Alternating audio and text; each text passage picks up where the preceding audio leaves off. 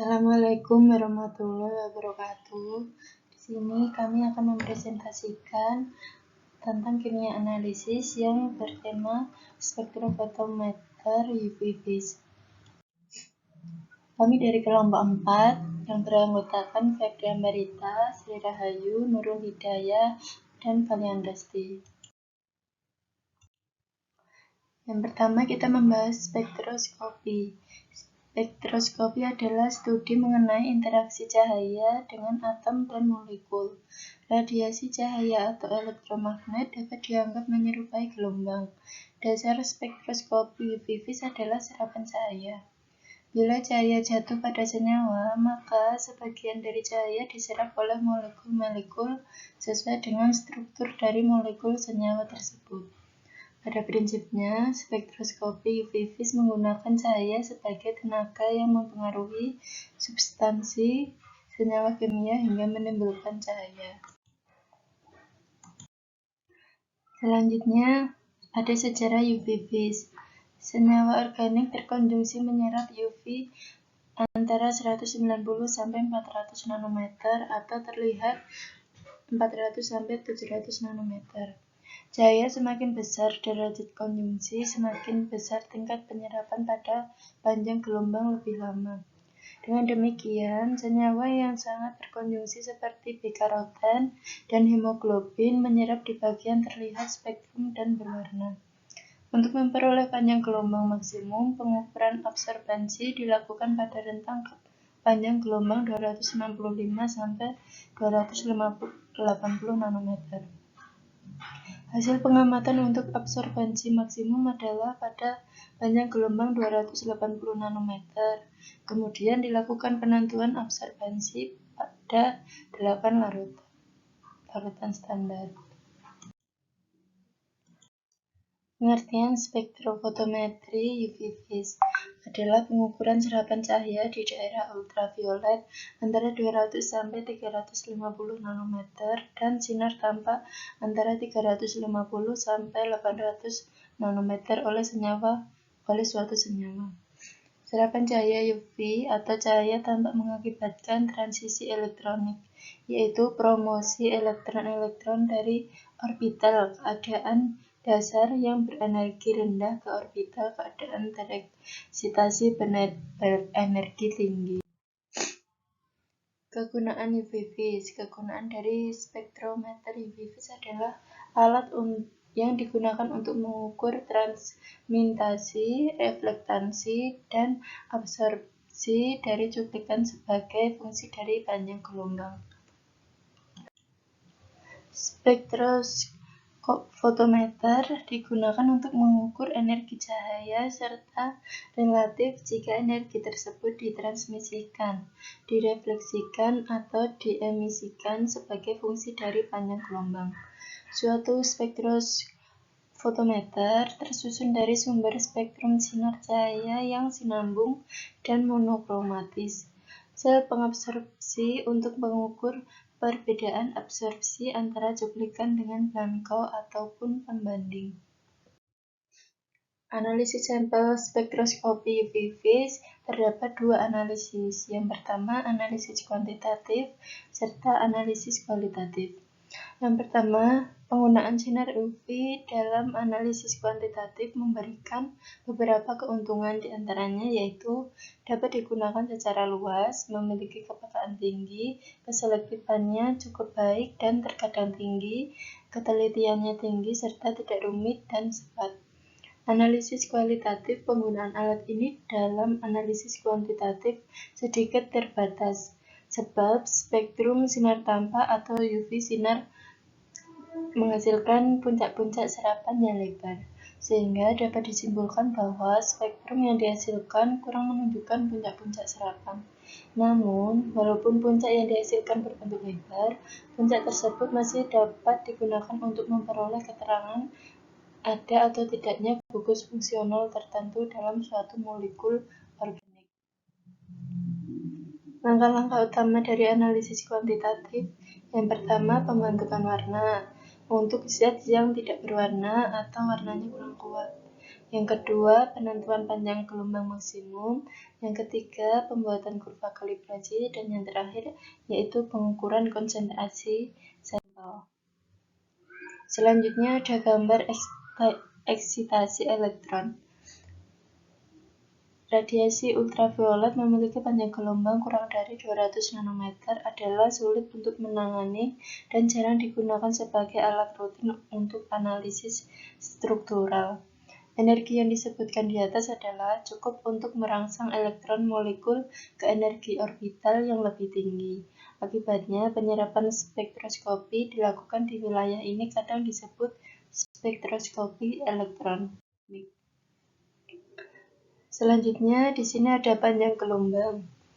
Gambar pada panjang gelombang ini sudah disertai oleh keterangannya setiap warna. Bisa dilihat di kiri pojok bawah. Panjang gelombang cahaya UVB jauh lebih pendek daripada panjang gelombang radiasi inframerah. Struktur sinar tampak terentang dari sekitar 400 nanometer atau yang berwarna ungu sampai 750 nanometer atau yang berwarna merah. Sedangkan spektrum ultraviolet terentang dari 100 nanometer sampai 400 nanometer. Kuantitas energi yang diserap oleh suatu senyawa berbanding terbalik dengan panjang gelombang radiasi.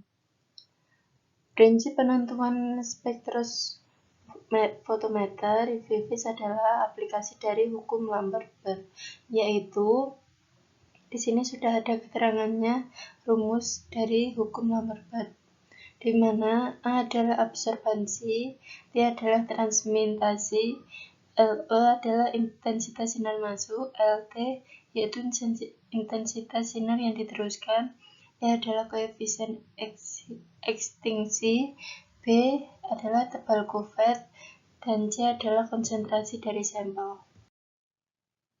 Macam-macam proses penyerapan energi ultraviolet dan sinar tampak yaitu ada 3 macam. Yang pertama, penyerapan oleh transisi elektron ikatan dan elektron anti-ikatan, atau bisa disebut dengan elektron sigma, elektron pi, dan elektron yang tidak berikatan atau non-bonding elektron.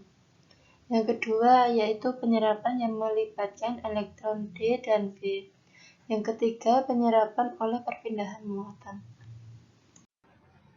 Penentuan kromatogram. Penyerapan sinar tampak atau ultraviolet oleh suatu molekul dapat menyebabkan terjadinya eksitasi molekul tersebut dari singkatan energi dasar ground state ke tingkat energi yang lebih tinggi atau in-steady state. Proses ini melalui 2 tahap, tahap 1 dan tahap 2 seperti berikut. Pengabsorpsian sinar ultraviolet atau sinar tampak oleh suatu molekul umumnya menghasilkan eksitasi bonding. Akibatnya panjang gelombang absorpsi maksimum dapat dikorelasikan dengan jenis ikatan yang ada di dalam molekul yang sedang diselidiki.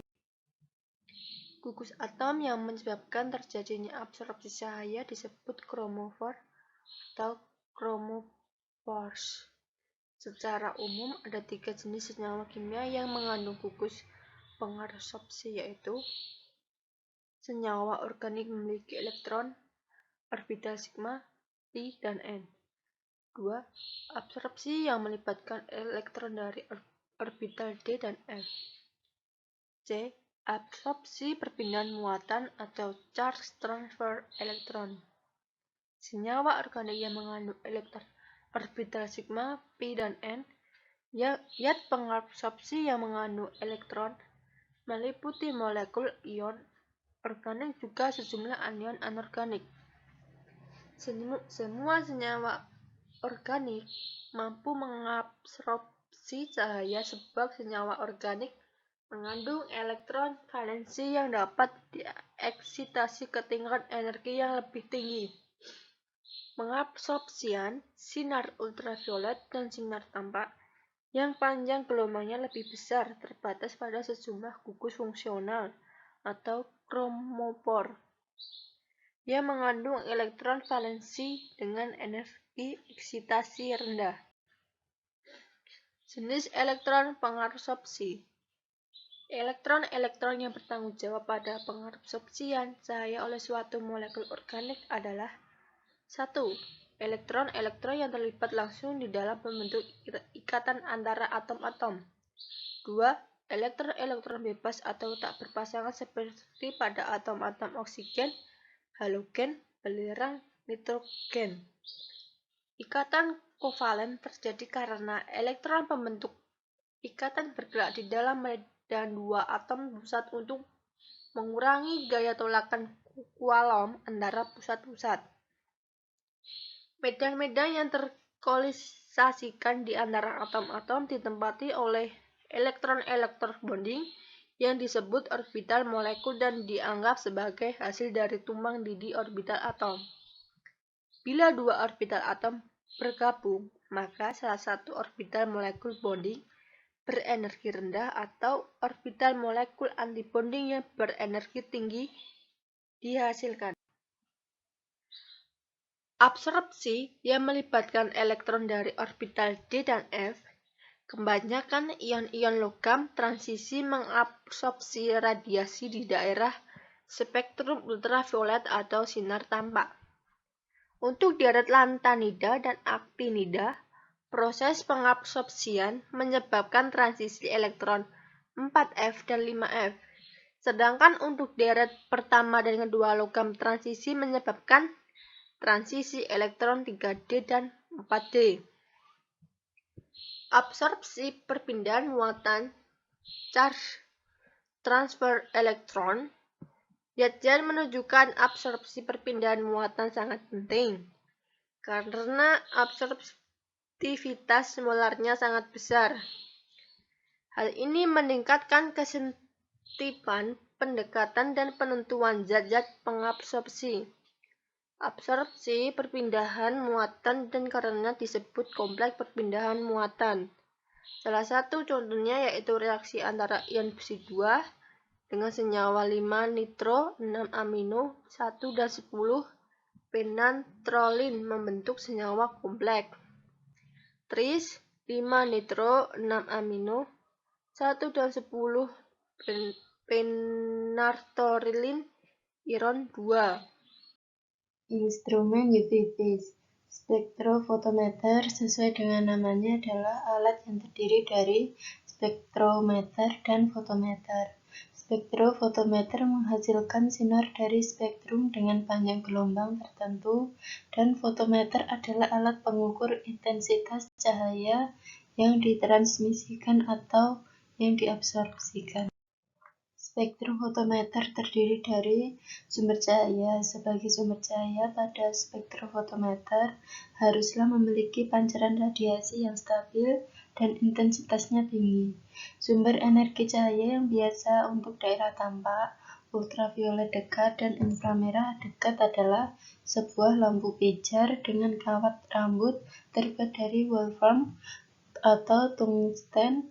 Lampu ini mirip dengan bola lampu pijar biasa. Daerah panjang gelombang adalah 350 sampai 2200 nanometer. Di bawah ini kira-kira 350 nanometer. Keluaran lampu wolfram itu tidak memadai untuk spektrofotometer dan harus digunakan sumber yang berbeda. Paling lazim adalah lampu tabung tidak bermuatan di cas hidrogen atau deuterium 175 ke 375 atau 400 nanometer. Lampu hidrogen atau lampu deuterium digunakan untuk sumber pada daerah ultraviolet.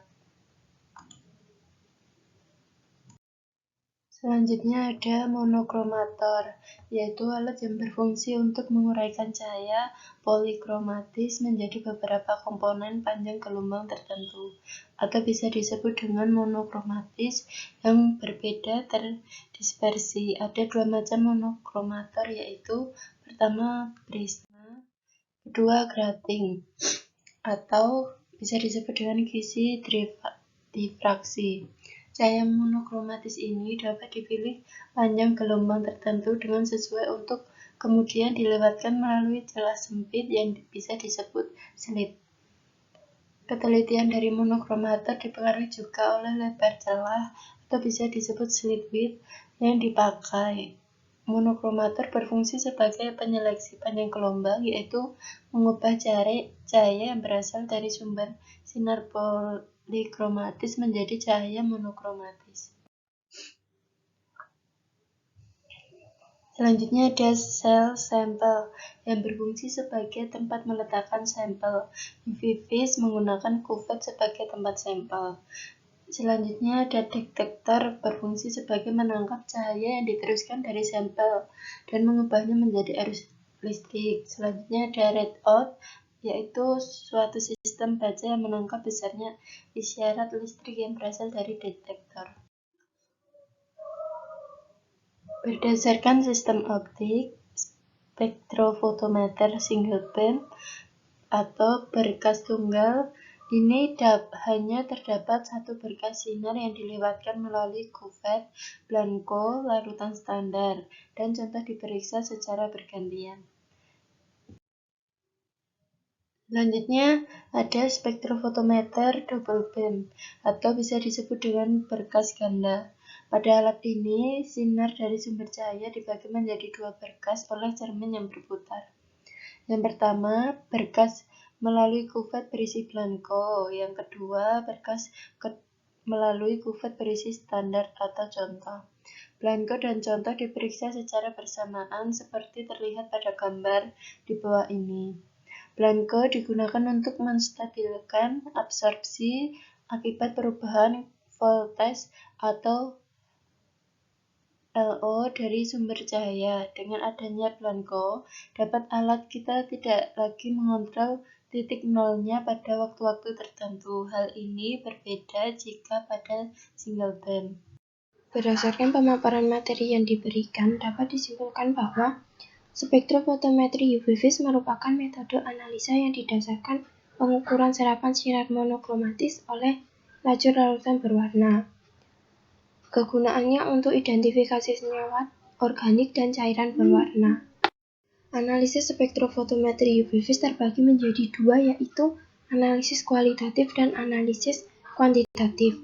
Kalibrasi digunakan untuk memperoleh hasil yang akurat dan presisi dengan kromatogram berupa gelombang A-lambda.